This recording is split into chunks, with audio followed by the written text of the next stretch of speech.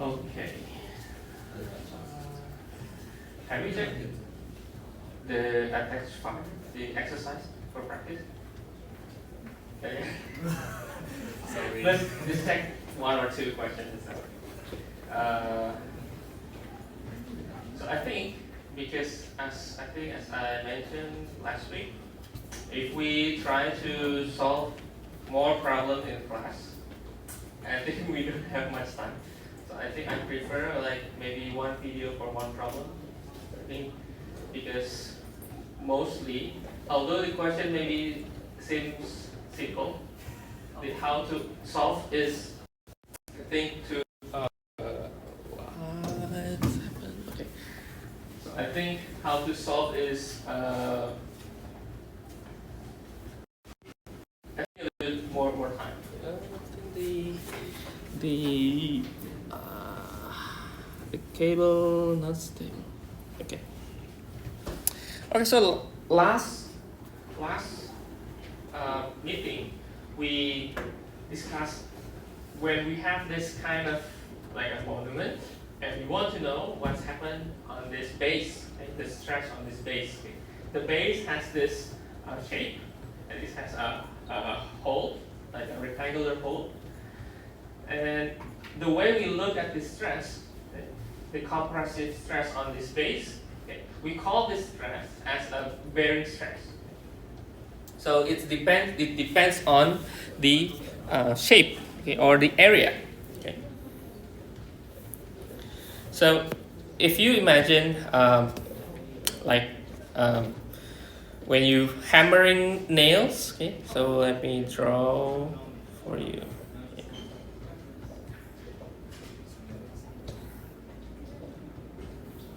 If you hammering nails,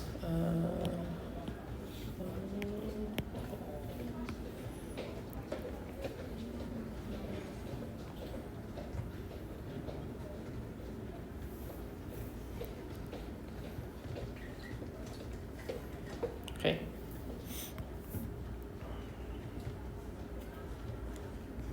Let's say that's the nail. So we are going to hammering with some force like that. Okay. Now, if the question is asking the bearing stress, okay, the question is asking maybe compute bearing stress from the bolt exerted onto let's say the bar, okay, onto the bar. Okay.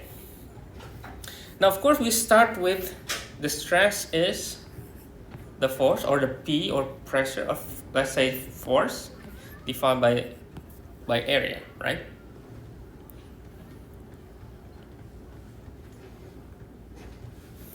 Okay. Now, if we take the top side perspectives, okay, if we look from above, let me draw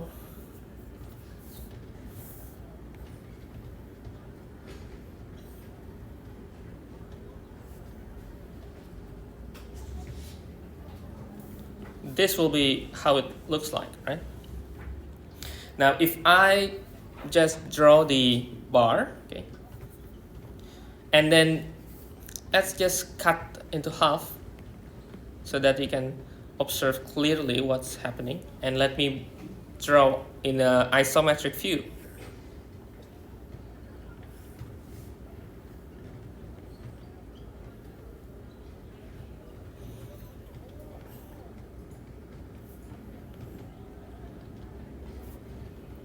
Maybe this will be okay.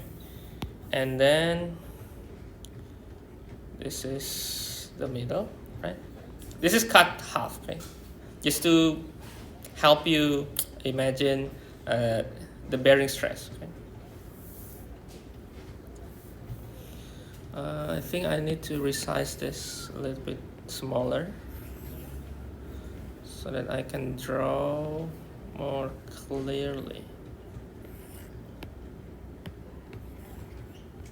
Okay.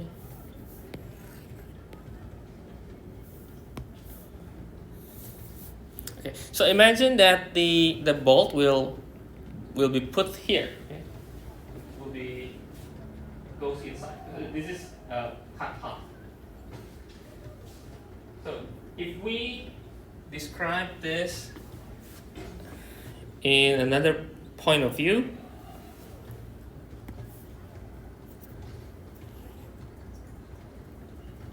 if we look,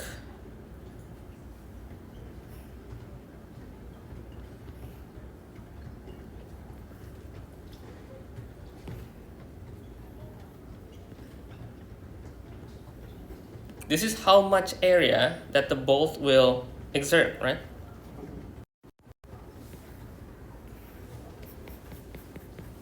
Okay.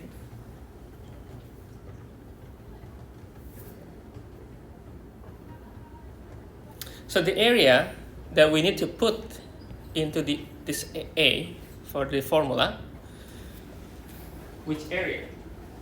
For the bearing stress, this area. The one that we are going to put the nail. Okay? Because when we put the nail, all the force is exerted on this hole, right? The hole.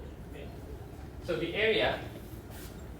So let's say if we take this, let's say this is H, this is B, then the area for bearing stress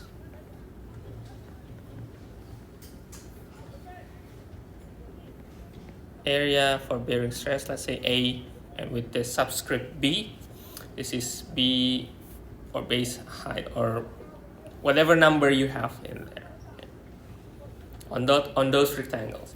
So you could take this sigma bearing is the force divided by the area of the bearing. Okay.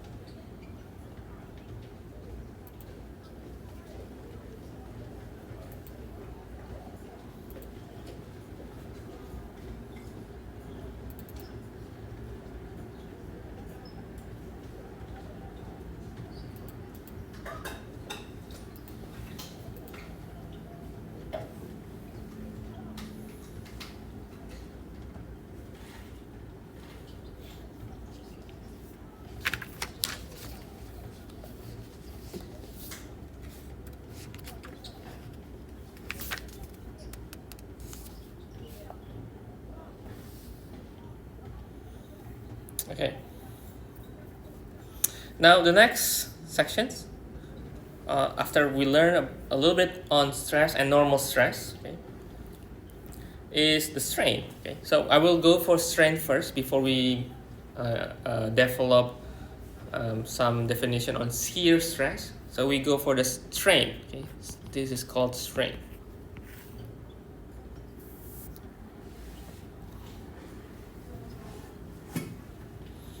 So when materials deform, so deformation, we start with the deformation. Deformation can be considered change in length and also angles. Okay.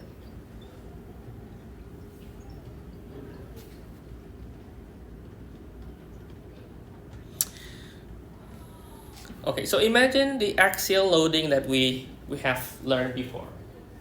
So this is the bar, okay, the original bar. Okay. We put axial loading both sides, and you will see that it has a new symbols, which is the one that has elongated. So all points is becoming a new point, okay? Because every segment is elongated. Then we are going to have not the A, B, C, but the A asterisk, B asterisk, C asterisk, and so on. Okay? And we see from this L, it has additional length, the delta. Okay?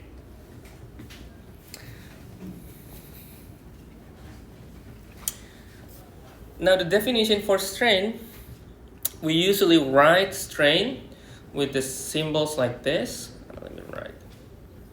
It's like E, but like that, okay? A curvy E.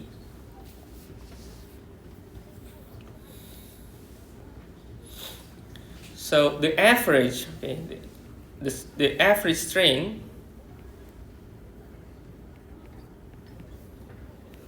is the delta L divided by L. Or we can rewrite this. The new length, elongated length, minus the original length divided by original length.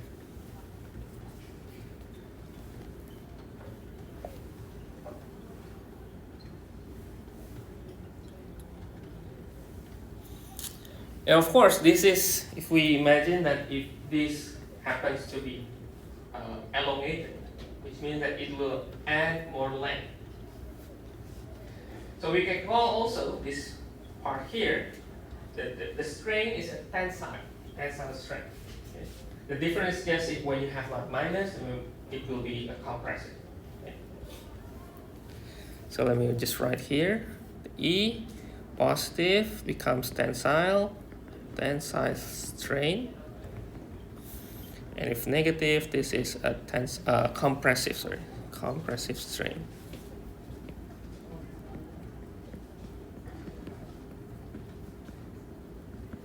Okay.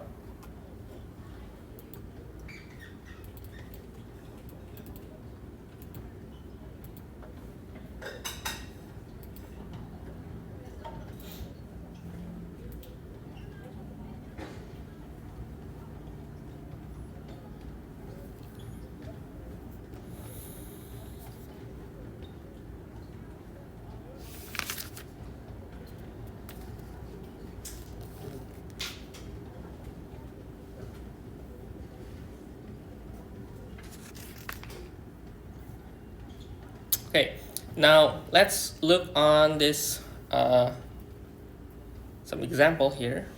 Okay, it says that the rigid beam AB, okay,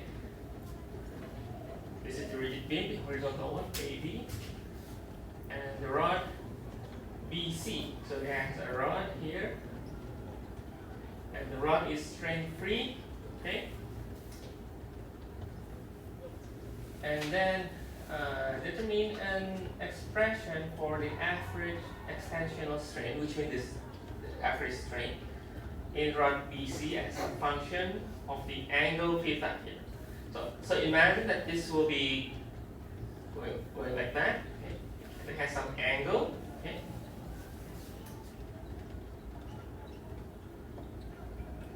So first, express the strain as a function of theta. And then the second question, determine approximation for the strain, function of strain that gives accuracy or less errors for values of strain when the theta is less than 1 radian. Okay, perhaps we could just focus on A first, okay? Just to imagine what it looks like. So sometimes you are given this kind of problems or questions. The first thing you need to do is you need to draw, you need to visualize what it looks like when it's stretched or elongated. Okay? So it's stretched around this way, right? So let's say we are going to draw the AB when it's displaced on this angle theta. Okay? So that's the first thing we need to do. So perhaps, let's say this is the line, the horizontal line. This is the free body diagram.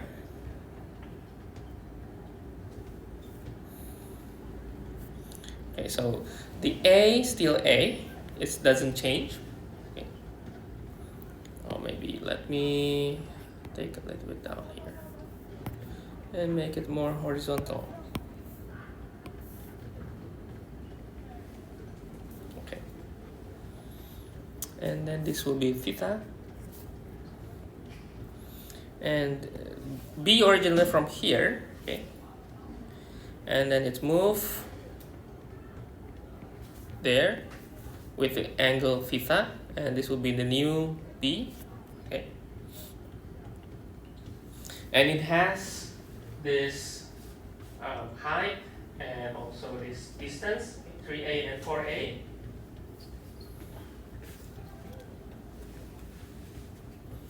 So I think we need to also draw the C. C is I think around here. Okay, C is there.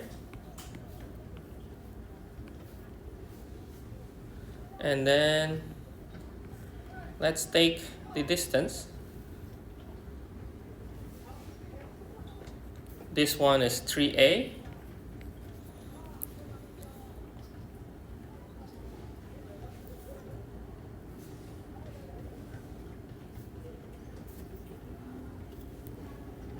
And then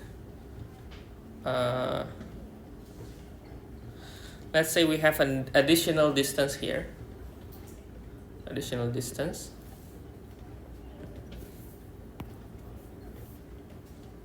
And this distance here.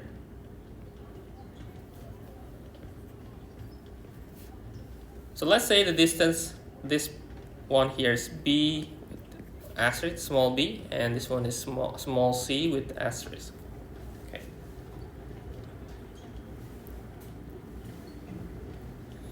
And the rod has a new length.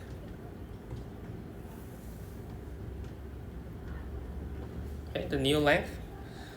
The length is L with asterisk. Okay.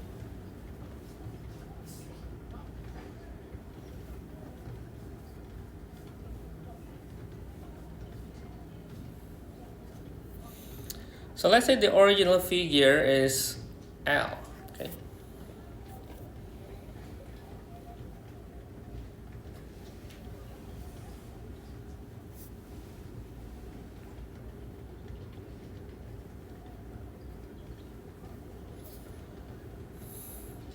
And from the first figure,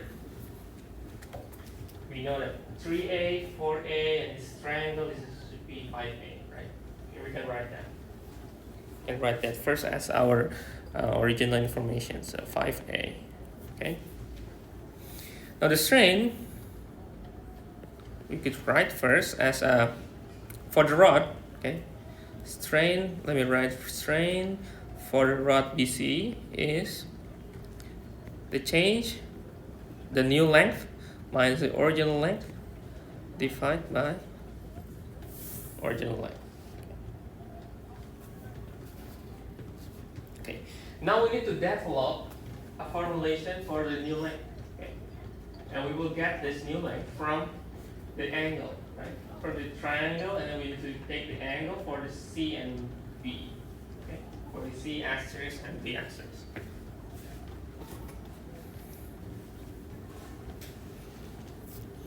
So let me draw the triangle. So triangle.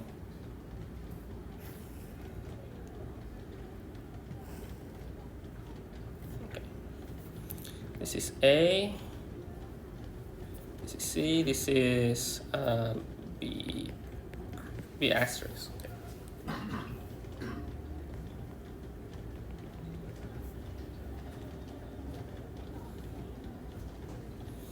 This is the L. This is 3A. This is C. This is B. Now we can write the Pythagorean square root of 3A plus C asterisk squared plus B asterisk squared, right? Okay.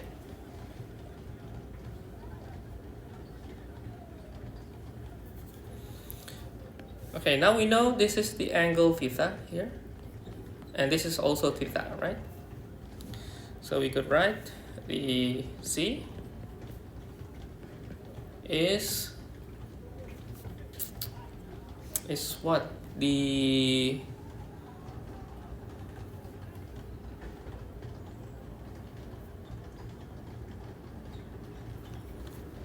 thing we can write. Okay. C is 4A sine theta.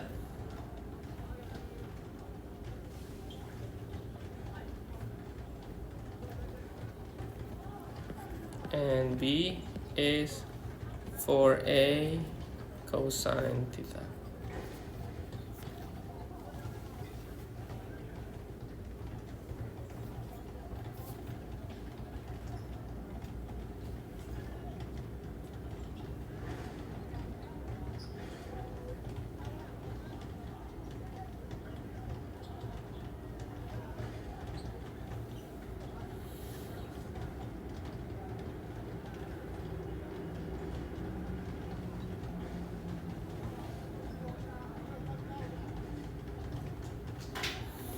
Okay. Now we plug in the informations. So this will be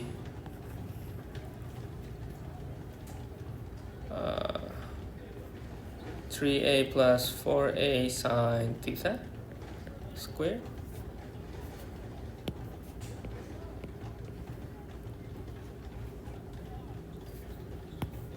and plus 4A cosine. Sorry.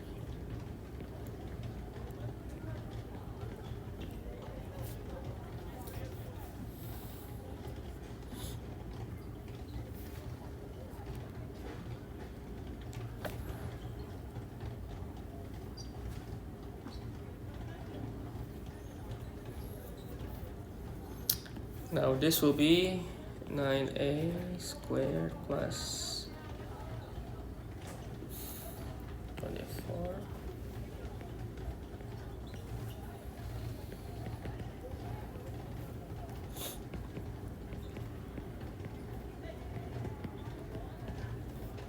It will nicely cancel with this cosine.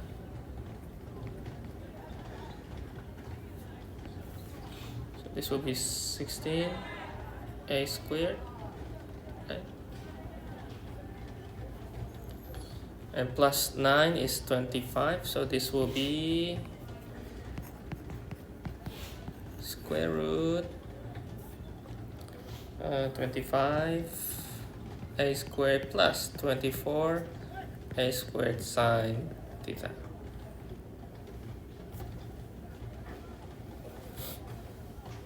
Okay. I think I just take this to be precise, make it a little bit small, and take this up a little bit precise, and take this here And then erase this part. Maybe this one, maybe that one. Make it a smaller.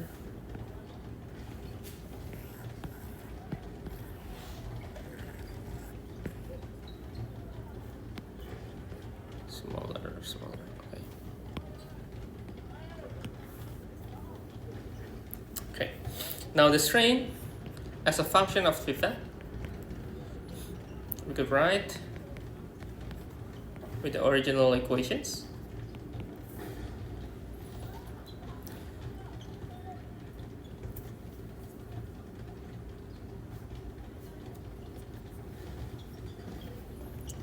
We can write the A factor out, and then the inside we can multiply with 25 over 25. Okay.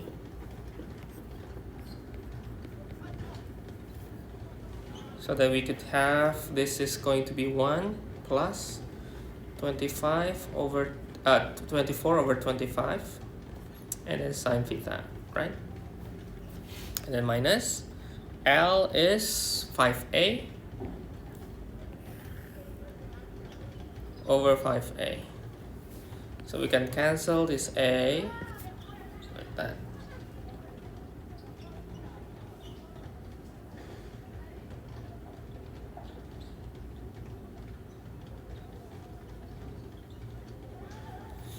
And then we could have the solutions for the functions.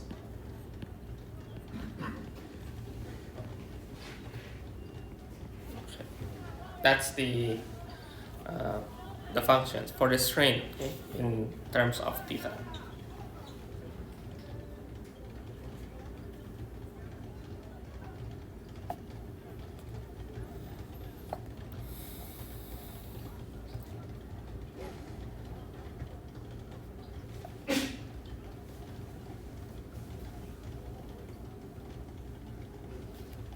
Okay, now the second one is using the approximations, and this approximation will be, I think, we are going to use this approximation in the next lectures.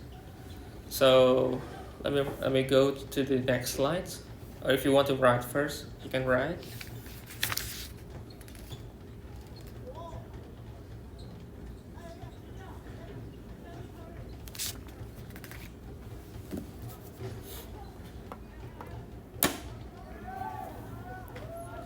Okay, now the question is taking the approximation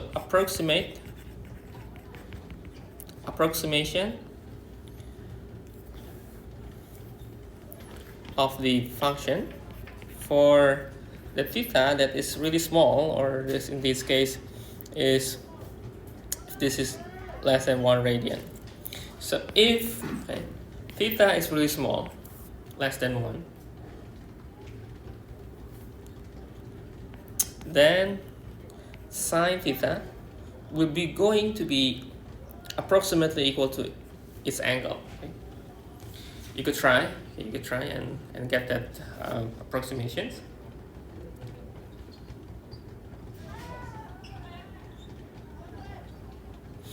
And for small values,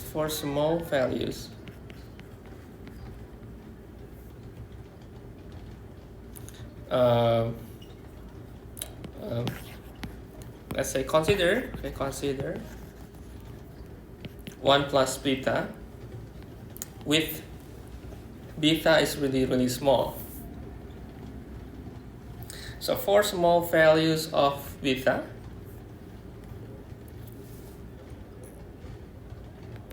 we could take the square root of 1 plus beta is approximately 1 plus beta over 2. This is taken from the binomial expansion. I think you could search that after the class. Okay? But for our course, the important one here is we could approximate this, okay? And then for the theta that is less than 1, really small, then the function, the strain,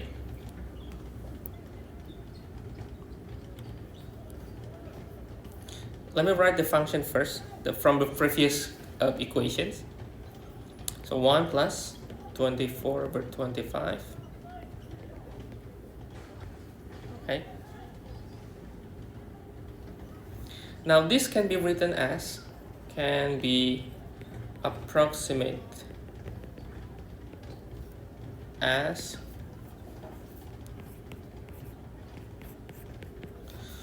so 1 plus beta under the square root, it becomes 1 plus beta over 2. So we need to divide by 2. So we are going to have 24 divided by 2 is 12 over 25 theta.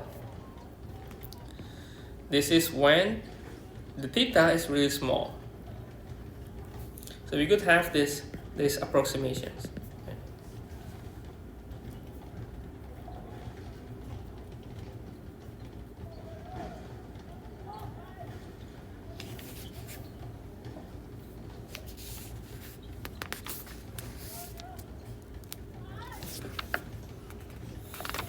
Now these approximations, when we take this strain functions, and if we imagine what will happen, or what will the computation will do in real life. Now this is for the problem that is, let me remind you the problem. So we have a bar, okay? We have a displacement force like a small angle theta, right? Or small angle theta, okay? And the displacement is changed just a little bit space here, okay? And again, this is a rigid beam. Okay? Now there are other way that we could simplify our method from what we have concludes here. This is really small numbers. So instead of taking this displacement, so we are taking that a perfect triangle here, not really having a change in space. So for small displacement, okay, for small displacement,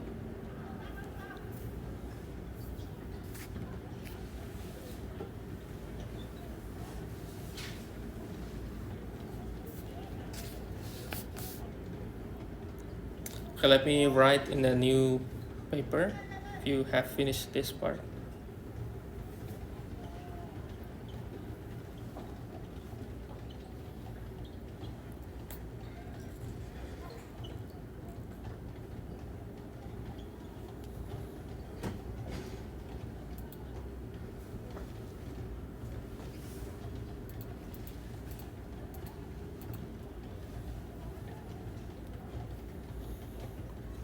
Okay, now for the small displacement,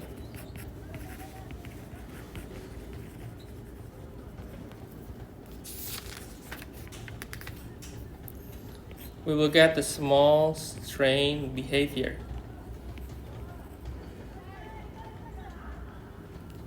So look on these two pictures.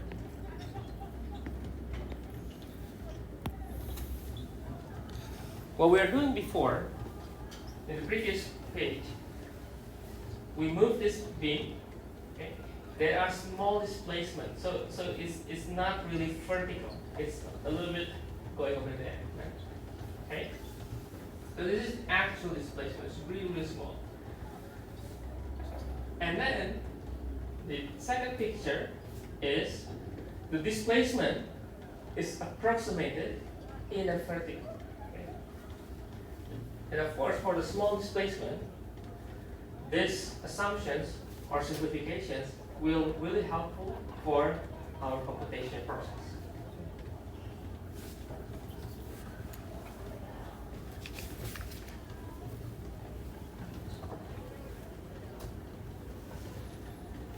So this is because this delta, okay,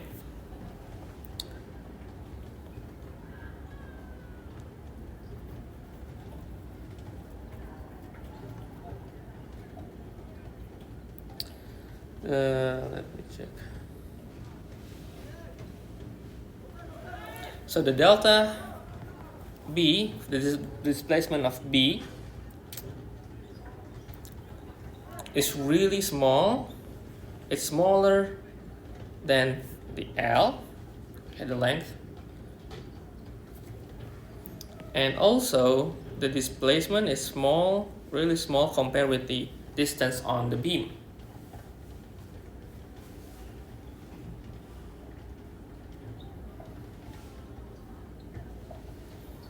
So because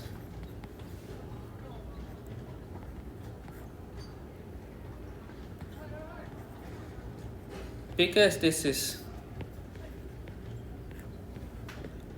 happening, okay, assumptions.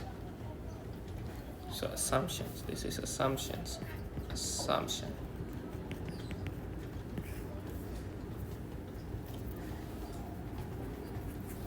Assumptions. So the conclusions from these assumptions, the point B can be assumed vertically as the picture on the right side, okay?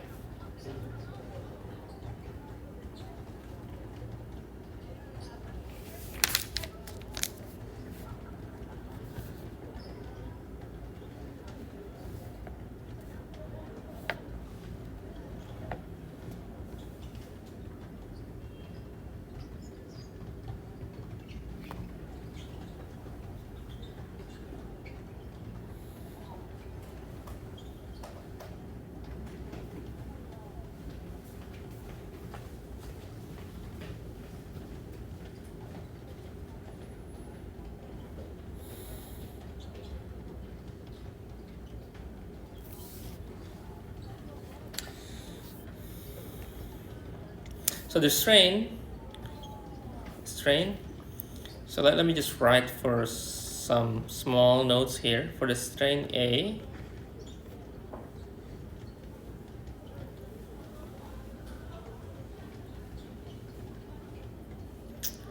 it's B cross L minus L divided by L. As we figure it out from previous page.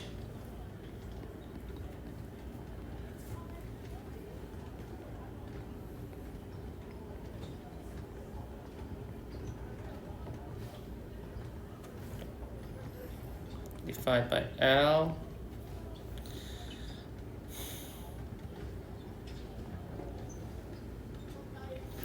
This will be a scary formula, and it will require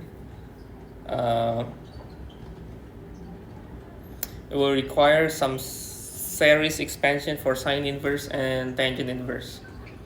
But let me just write the conclusions, okay? Let me write just conclusions.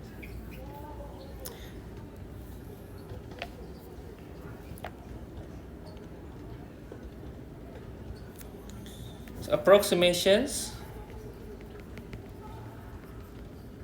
of the strain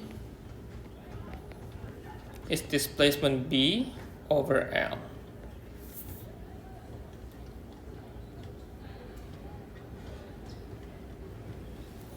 And then the angle, the theta A from this part here can be assumed and can be approximated and divided by A. And then for the strain B from the right side, strain B, this is going to be the same approximations, and the theta will be going to be the same as well for B, okay?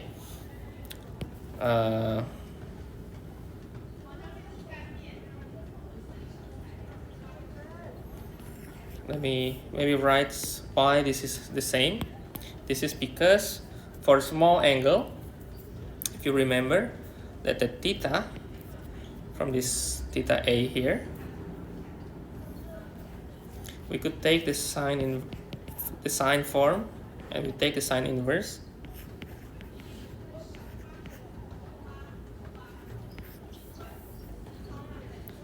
And we could rewrite the delta over A.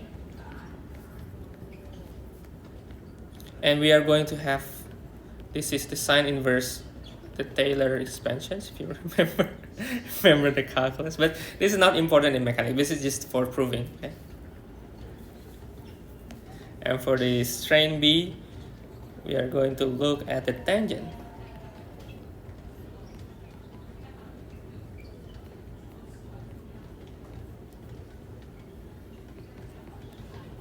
So we are going to have another expansion.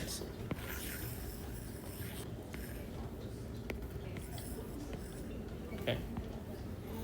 Another expansion.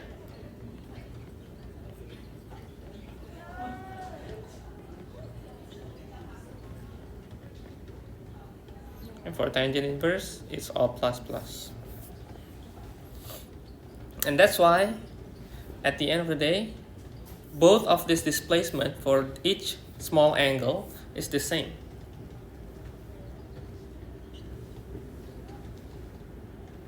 Okay.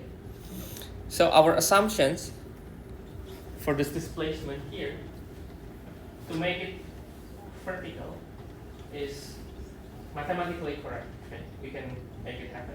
Okay. As long as this angle is really small. Okay, the angle really small, and that is perfectly suitable for our mechanics of materials. Okay, our structure, all the things, because we usually deals with the strong material like steels. Okay, that has small displacement. Okay, so imagine like you will not building or you will not create building that is, if you have like maybe typhoon, it's collapsed, right? So you need to have like strong building materials, right? Okay. And that's why our approximation is perfectly aligned with the purpose. I would like to write the formulation, but I'm skipping this part, okay? But this is just conclusions, the conclusions from the formulations, and then from the small displacement for the angle. Remember when you, maybe you don't remember the calculus. If you remember the calculus 1, where we have the approximation for sine, it can be equal to the tangent, right? When the angle is really small. When angle is really small.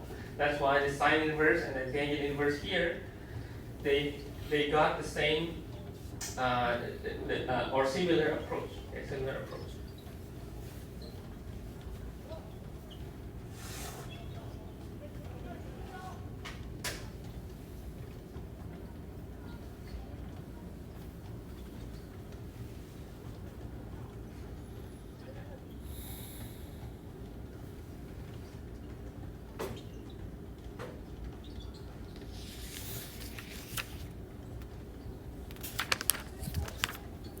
Okay, but for our understanding, we just know that if the angle really small, we could take the right picture. Okay, we take the vertical, directly vertical. Okay. So whenever you solve the problems, you can just assume this happened.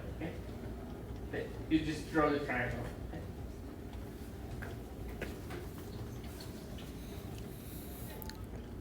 Okay. Now this is the extensional strain if we have like elongated or maybe compression. Okay. Another strain in our course is the thermal strain. So this is because of the temperature change. And how we approach this, so strain with T, its thermal strain, is equal to alpha multiplied with the delta of temperature.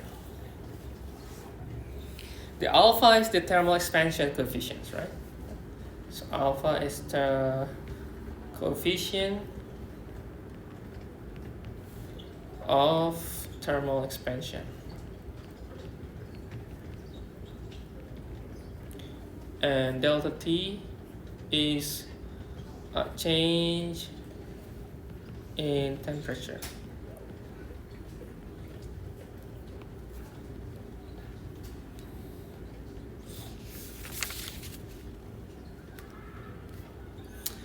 And of course, the value for the coefficient depends on the materials. Each material has different value of the thermal expansion.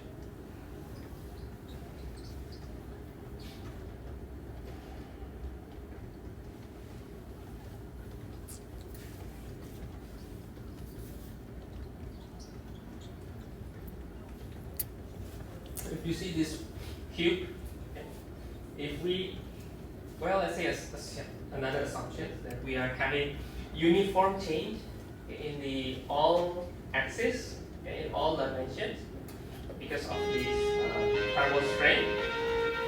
This is how we imagine it looks like. It's uniform change.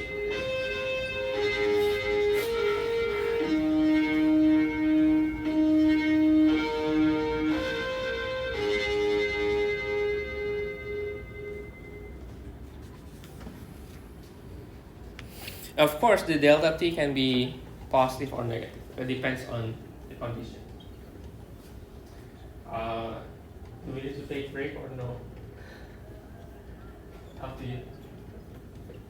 Do you think we need a break? Okay. Then we take a break for a while. Okay. Okay. So if we look at this cube, and we are going to write the new length or the new extensions, then we could write for each axis and with each thermal expansions. So this is the strain. Okay, this is the strain. So we start from the strain. That's too small. Strain is the small change divided by the original length, right? So this is the thermal strain. Okay. Now let's take example. Okay, let me take example from this part. Okay, from the which one?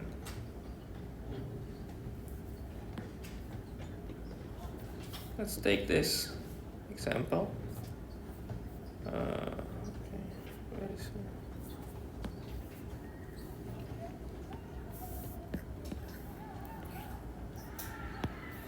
Okay, if rod BC has thermal expansion of 14.4. Okay, that's the thermal expansion. And then rod BC heated uniformly at 38 degrees Celsius.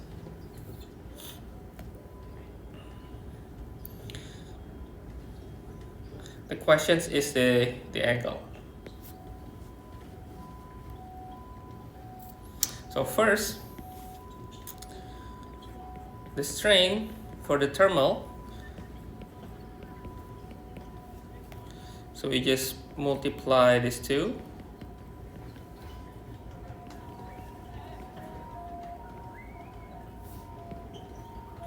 So this will be 547.2.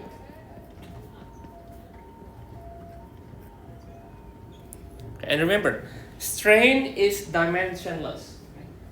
The strain is dimensionless, okay?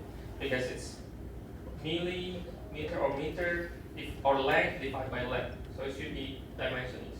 So if you write in a unit, usually you write with the length over length like this, or meter over meter, but usually millimeter because it's very small.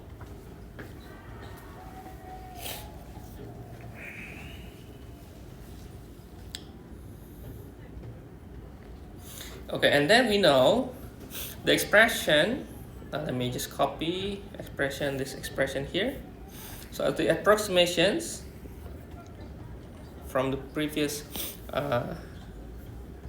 example. Now we take that and copy here.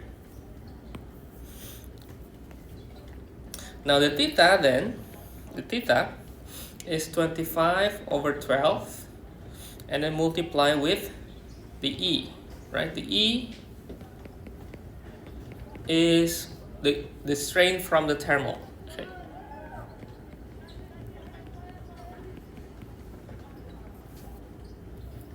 And this will result in radian. I'll just give you the solutions. This is the result. And then don't forget to change to degree.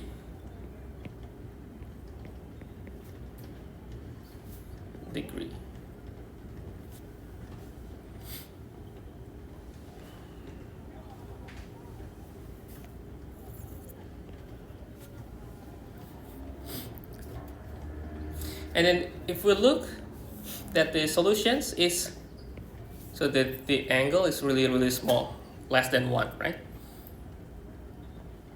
So we just stop here, and this is our solutions. If, for example, the angle may be greater than 1, then we need to use the other equations, the previous equations, this one. These equations. Okay.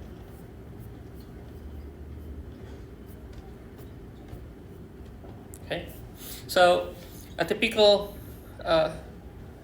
questions for this thermal usually will be combining with the original problem.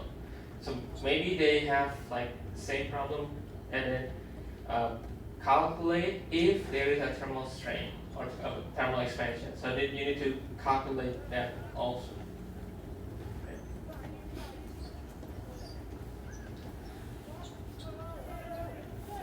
But you can think the thermal strain is just a small note on the strain. Okay. The important one is the strain. Okay, so that's thermal strain.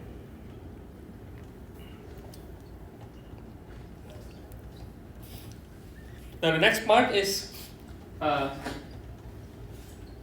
stress strain behavior. Okay. And I think you are familiar with in material science, which the diagram, the stress strain graphs that we are going to look on. Okay. We are going to discuss on those graphs, I think, very often. This is just an introduction to the graphs, and maybe you review what you have learned before. Okay.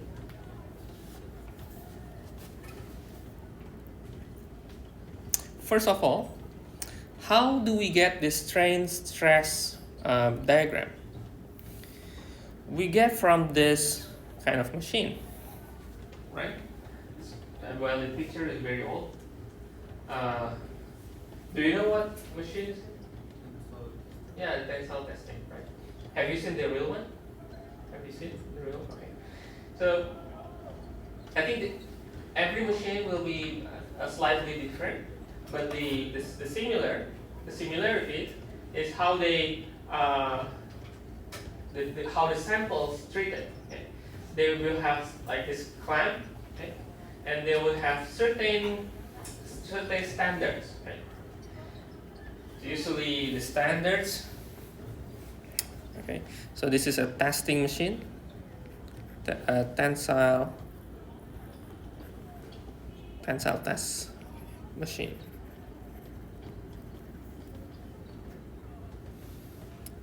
And usually we are going to use some standards. For the testing, for materials, usually we are using the ASTM. This is American Society for Testing Materials. So every materials, every testing, how they need to prepare the samples, they are going to be written on those standards. So this is standard for testing.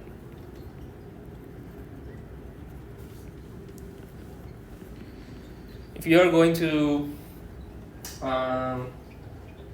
get involved with the engineering fields more in the future, you will be in touch with more standards, because ASTM is not only like one book, it has many books. It's a lot of books like ASTM A, ASTM B, and they have different parts. There are others, like if you are going to learn more mechanically, there are another standards for the equipment.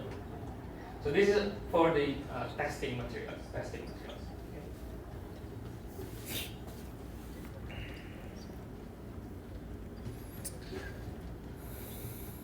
And this is some picture how it looks like in the we get close to. So we are going to see that they have the sensor, and we call it extensiometer, our extensometer attached here. This is also the same, the extensometer. And we also can take the compressive test, okay, usually for the civil engineer. Compressive test. Okay. So this is concrete, before and after. Just to note that. And this is how we treat or we prepare the samples. We need to prepare like we call this the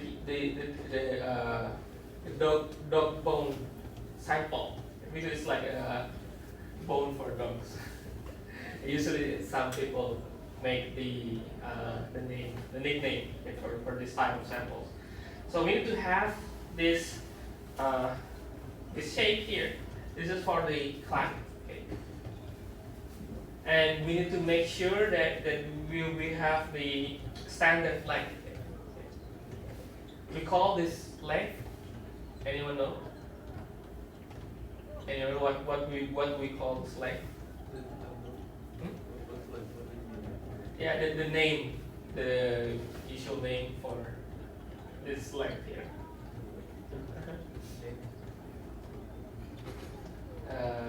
Not really, but we will go to that part, but not really. So we call this length as gauge length. Okay, gauge length.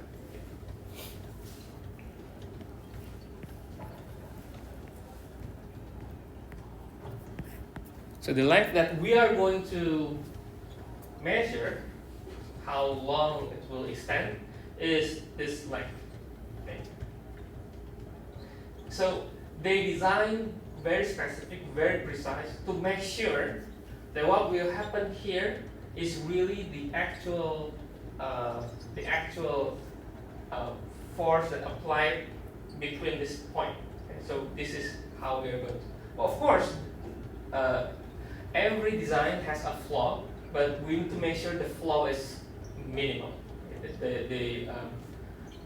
So that the measurement is only on this line. Okay? And then the important thing here is when we have the like in the middle before. Usually we use the tensile. Okay, we use the tensile from this undeformed until it's fractured, right? We usually use the tensile until fracture. Anyone aside from see the machine, have you seen how the machine works? Have you seen? Like you put the sample and you see until broke. See, right? Okay. And the most important thing when you see the fracture is before the fracture you will see this. Okay. There is change in the shape here. We call necking, right? We call necking.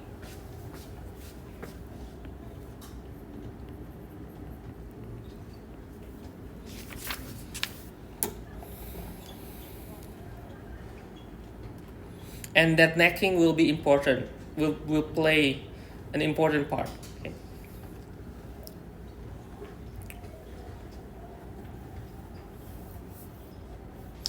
Okay, let me try to take some definitions. Okay. So first, this is stress strain diagrams.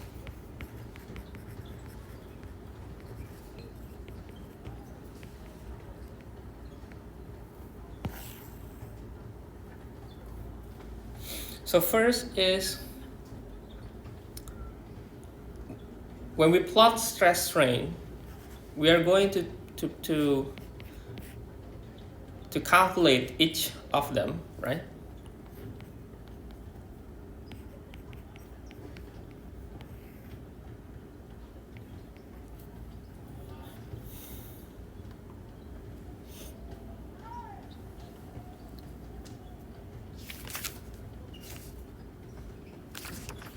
Or I think we can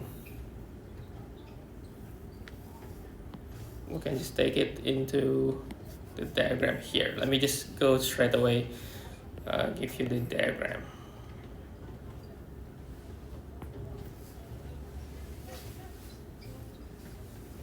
There are a lot of definitions here,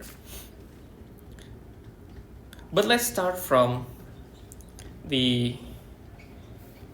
this part here. Starting from A until B. Okay. So we switch on the machine, the tensile machine works. Okay. It started to take elongated the samples. Well, not really elongated, but it's starting to take some deformations. But it's still in this part until B, and it's going to be straight line. Okay, we call this an elastic region, and between this region, because it is this line equation, we could have a relations between the stress and strain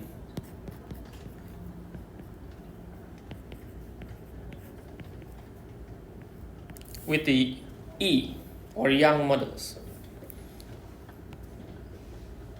where the stress is less than the stress of PL.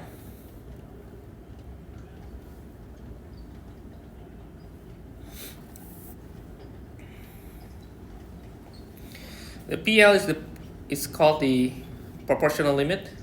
This part B, PL.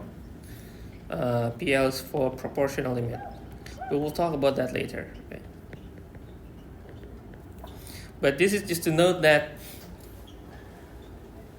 when we move here, and if we somehow release the stress, because it's on elastic region, it will go back to A if we release the stress. Okay.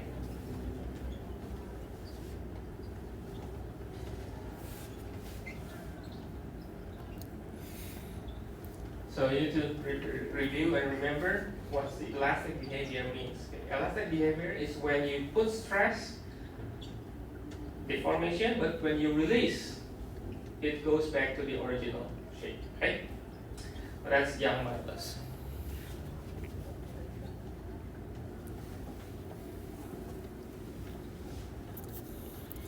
A typical units for E is on GPA, or if you take another unit, is if you take the British unit, KSI, but we are going to talk a lot about GPA. So it's really high.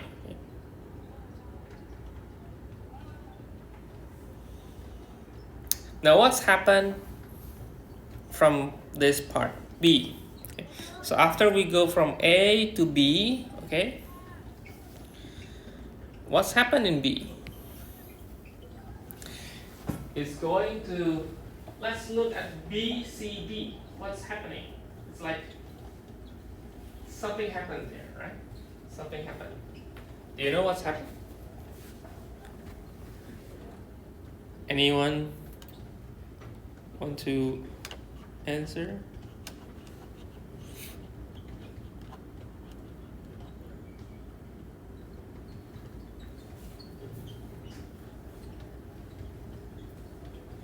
Anyone? Why it seems like a hiccup, and then this will has another line until E. What is really happening at C? B to C, what's happening at B to C?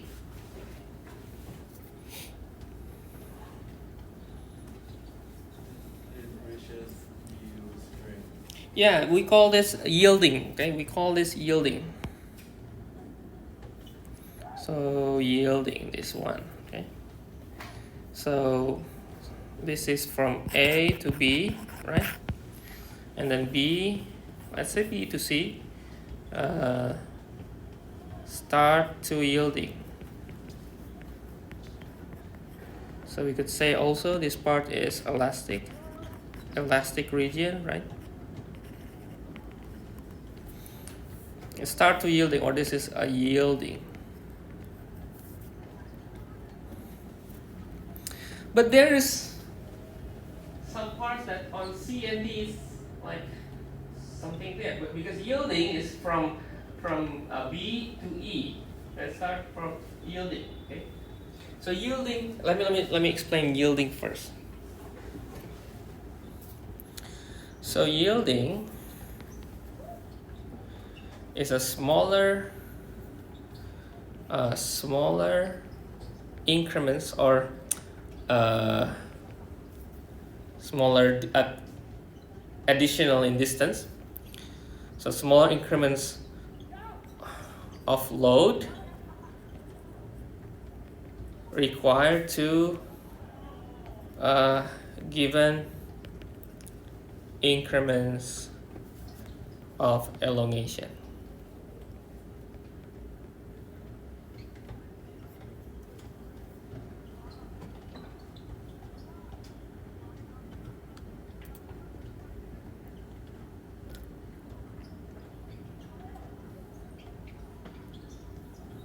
It is actually, this yielding process is happening really fast. Okay?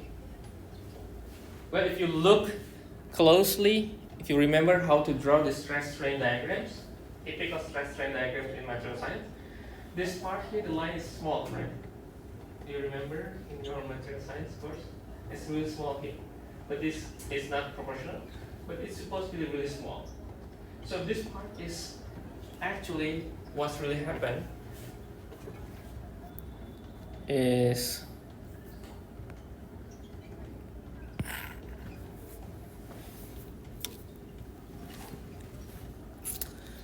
as stress increases,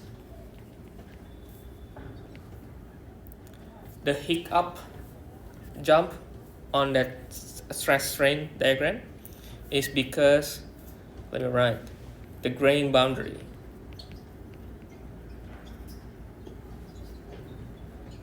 will or start to slip like when you walk and you get slippery, like oh, okay. It start to slip. Grain boundary, remember, and I believe all of you know how the basic of material science, right?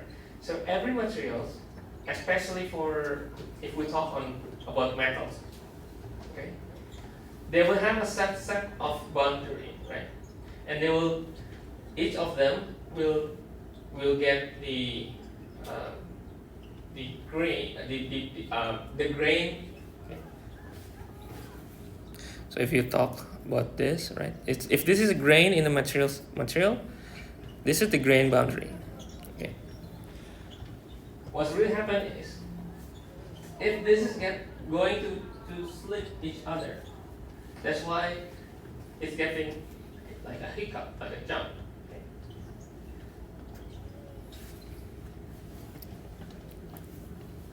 Okay. Anyway, that's the reason. Okay. And this process is really fast. Really fast. Why I want fasty? Okay.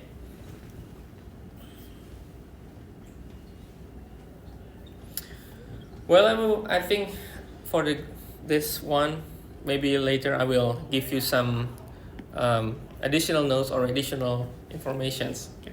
But that is what we are having now. The yielding, B to C is yielding.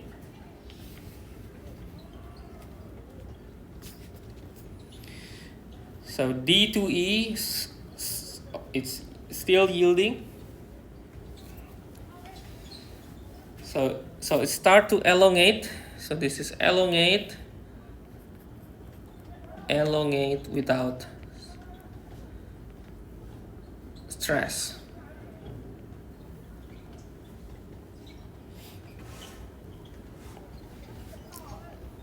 And it's actually really small. Why without stress? Because of the grain boundary. They need to break the grain boundaries so that the grain boundary slip. Okay.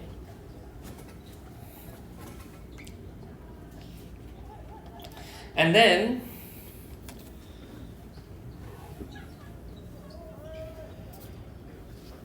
we could see from D to up until there is the plastic behavior. So this we call this all here is plastic behavior, and we can define the plastic behavior in DE, this elongate without stress, or we call this also as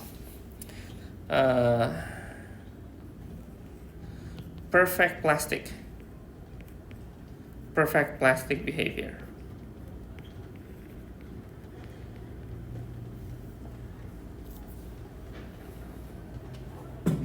Because it can deform the materials permanently, and it doesn't require stress, and it's actually really small. And then there will be strain hardening.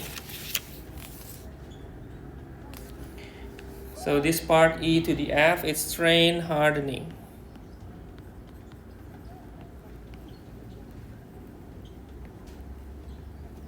And why we have the strain hardening here?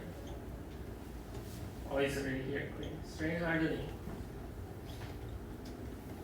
Anyone maybe remember or maybe have opinion? Why we have the strain hardening? So which means that it typically from this E to F, the behavior when we take the samples, when we're increasing the strain, then the material somehow becomes hard, which means it goes increasing in stress. Okay. Do you know why? Why it's happening? The multiplication of dislocation. Oh, perfect.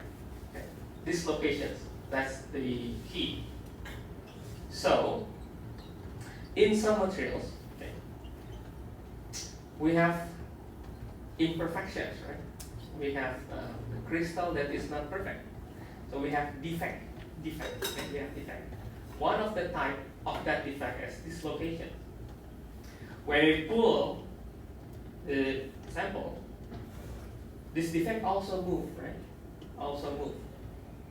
And somehow, if the defect, for example, the dislocations meet another dislocations, they can cancel out.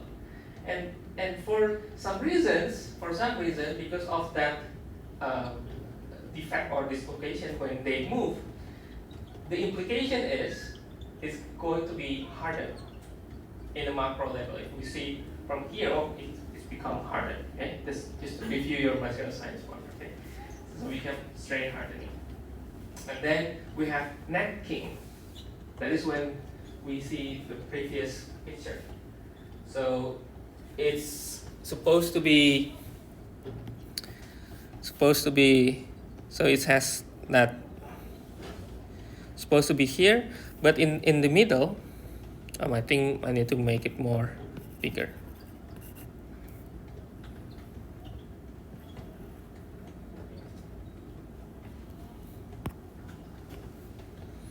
So it's become smaller here. This is necking. It's very bad writing.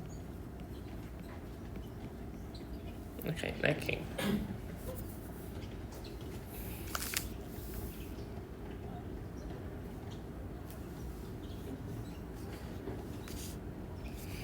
Okay. Now, because of necking, what necking really is actually when we reach the F, which is the ultimate tensile, the highest tensile in stress in the diagram, right? After we reach this, what's happened to our material here is there are some local deformations, okay, which we call the necking. So what's happened here is, remember, okay, what we are going to evaluate is the stress. Okay? The stress is the force, right? Or FP divided by the area. Okay? Now the area, if this happens, the area will change, right? So that's why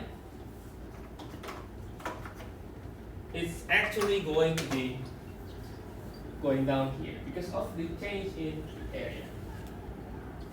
So the amount is actually, we call this stress as engineering stress, which we have here. Okay, but if we assume the A is constant, it should be higher. Okay, it should be higher. So that is the true stress. Okay, true stress, true strain. Okay. Oh, I forgot. The most important thing before we draw this diagram, we need to have one assumption. Anyone know? Assumptions. What kind of load that we need to take? What kind of loads? Uniaxial. First, uniaxial. Another assumptions.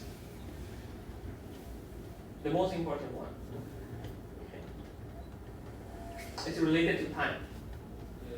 The pulling speed is constant. Yes. Okay. Slow and constant. So it's supposed to be right. It's different from other testing, like for example the impact testing that is really fast. But this one is really small because we want to know exactly what happened when we change the strain, when we pull out, what happened to this strain and stress. Okay?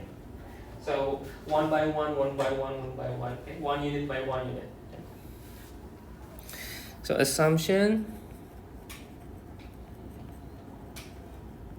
slowly and constant speed.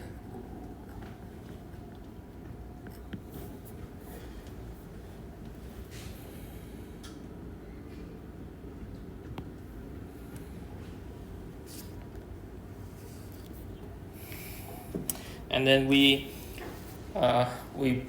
give more loads, and eventually we'll fail at the G, right? This fracture. We are having the fracture at G.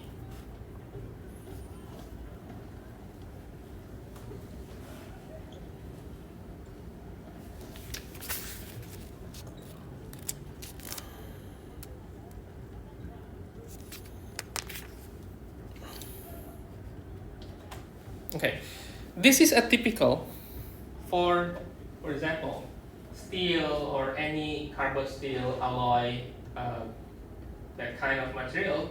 They'll have this yielding process here. But for others, like aluminum, they don't have this yielding. So if we are able to know the yielding average or the yielding stress at around this number, how do we know for the aluminum? Because if we draw the stress strain diagram, we are not having any yielding. Okay. Now we need to develop a method. Okay. You see that this is the straight line, okay, line equations on the elastic region. Now the process is we take from E, from this part here, another line that is having similar gradient. Okay. And we say that this is the method offset method, if you remember offset method. And this one will be 0.2%. 0.2%.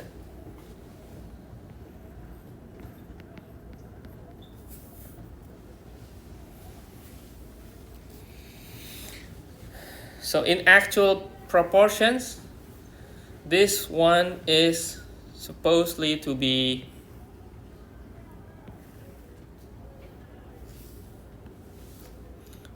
like this. I think the actual one.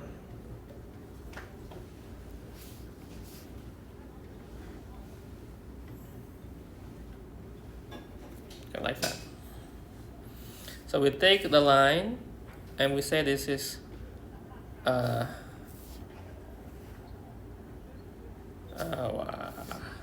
me just take that.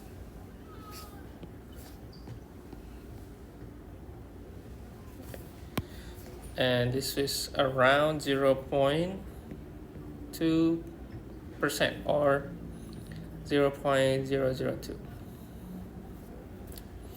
So this number, okay, this number, we can take that into other material as well if they don't have this yielding one, and we can predict what is their yield strength.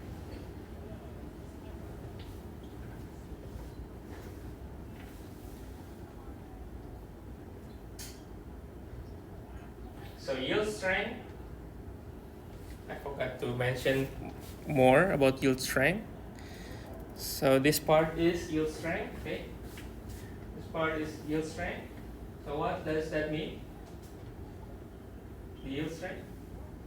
We know the yield strength after this part is plastic, right?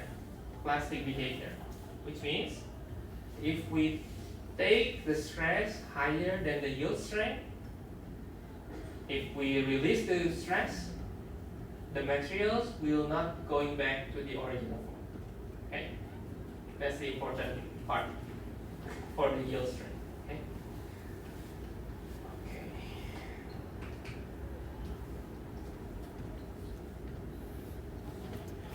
Yield strength.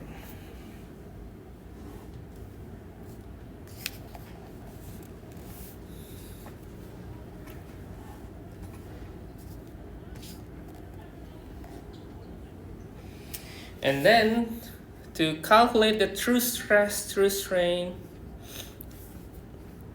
so for the true stress, strain, for the stress, this is the force divided by the area that is minimum, and for the strain is going to be taking the ln 1 plus e, the strain. What does that mean? The true stress, true strain, we are going to use that formula after this part here, after the yielding one, after yielding.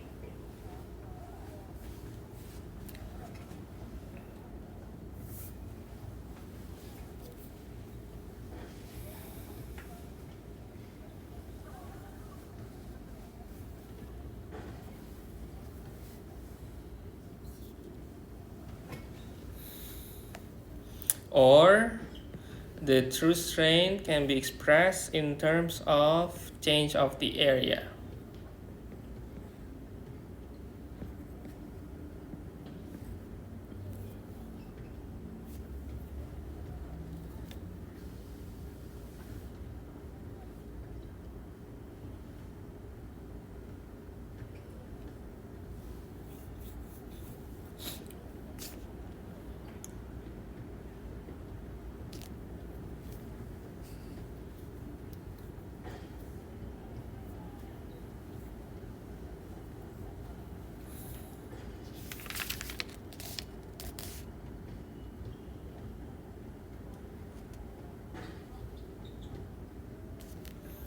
Okay, this is called the offset. I forgot to write here. Offset yield stress.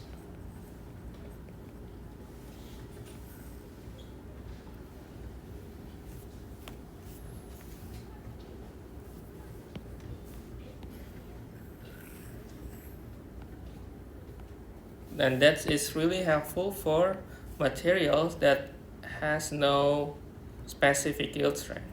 For example,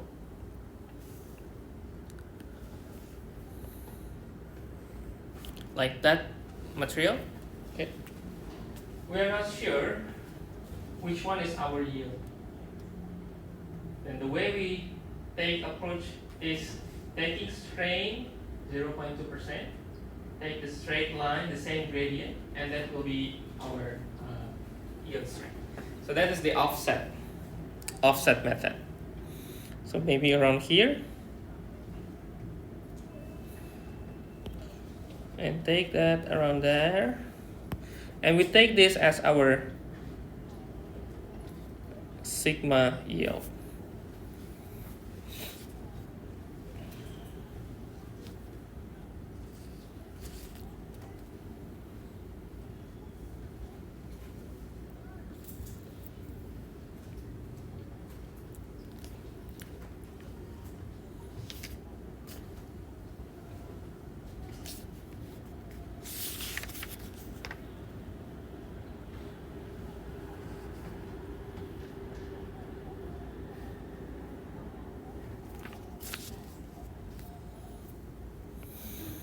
Okay.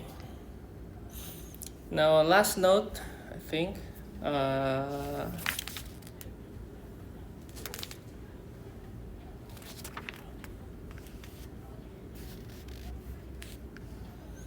Let me write in the new page. Let me make this smaller, this part smaller. So in the elastic region, or let me write more general.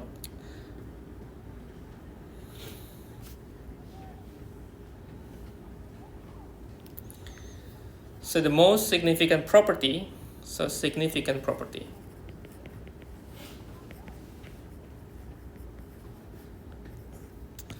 for design. First is strength.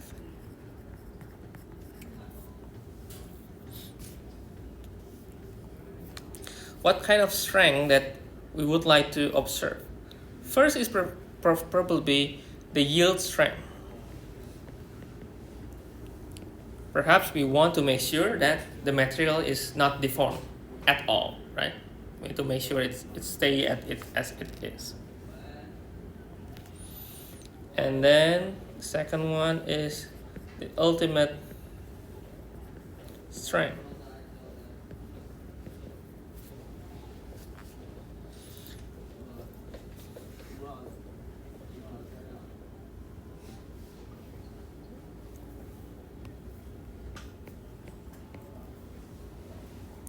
This is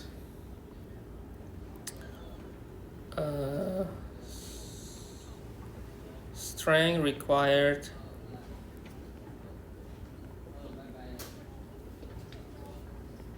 to make a material start to deform plastically. Or plastic deformation, I think that will be much better. Or maybe plastic deformations starting to have plastic deformation.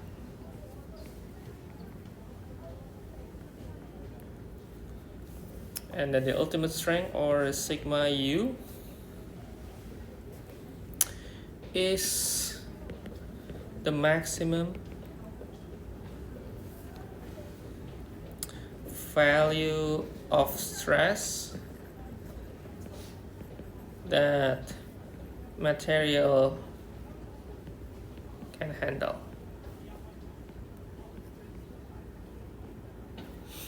And then another one is the fracture. Fracture stress.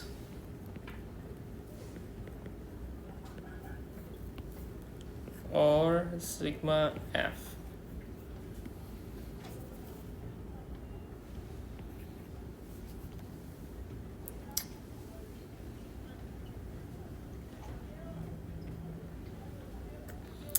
The value of stress at fracture. Usually not really that important if you compare with the ultimate stress. But sometimes we need to know what's exactly stress when the materials like really broke.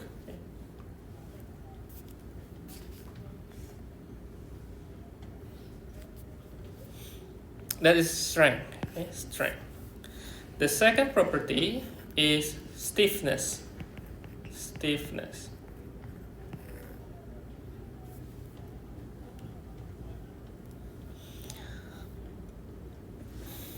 What is stiffness? Stiff.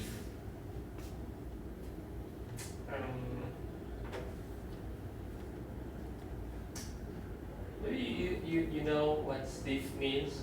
Like when someone maybe, like if you have friends and you talk with each other, you will talk casually, right? But when you talk to older people or maybe some professors, you will be more polite or be, right? It's kind of stiff, right? I think you can understand that. So stiff is something that if we move, we move like really, really stiff. Which means if we take this like as a material, if we push, it will back to the normal positions, okay? Which means the stiffness is related to the elastic behavior, okay? That is the ratio, okay? That is the ratio of stress and strain at elastic region. Well, you could say that, or at the linear region, at the elastic region is the same. So this will relate to our E, or Young modulus.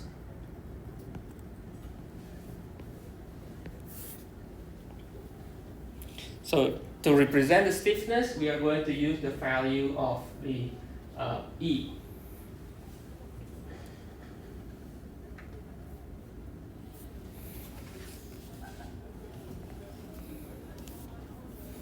The third one, last one for last note here, is ductility. Ductile materials means the materials can be stretched, elongated, really long before fractures. That means it's ductile. So it can be defined as materials that can undergo large strain before fracture. Now this is what we call ductile materials. So how far the materials can be stretched or can be pulled out before fracture, and that is the ductility. How ductile it is.